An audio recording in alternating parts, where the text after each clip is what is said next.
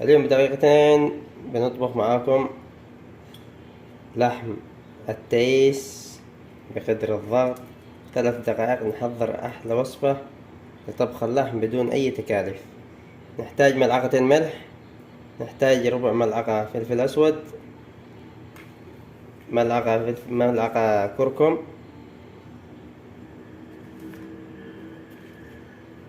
ربع ملعقة فلفل حار للرغبة، وربع ملعقة كمون. ونخلط. طبعا زي ما قلنا لكم ملعقة ملح، ربع ملعقة فلفل أسود، ملعقة إلا ربع كركم، وربع ملعقة كمون، وهكذا. خلاص البهارات جاهزة. الآن نرشها على اللحم بهذه الطريقة.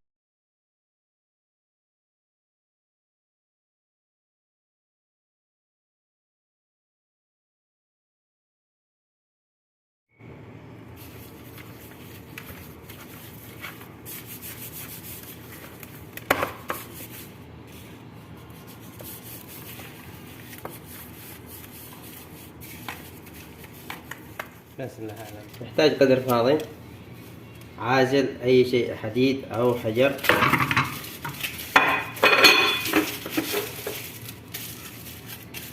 نحطه على قدر الضغط.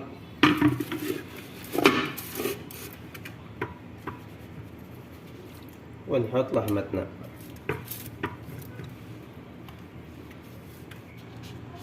هكذا بدون أي شيء.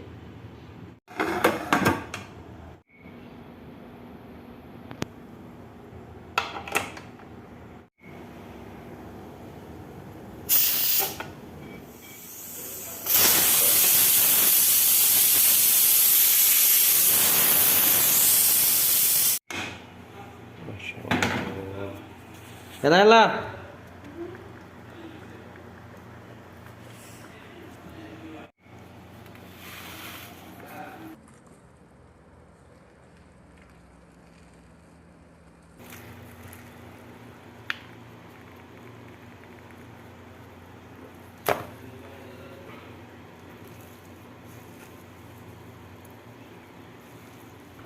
ما شاء الله تبارك الله، اللحم مهري والطعم منكه لذيذ جدا جدا زي نكهة المندي.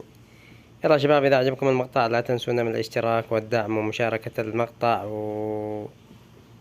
ونستودعكم الله الذي لا تضيع ودائعه. انتظرونا بمقاطع قريبة.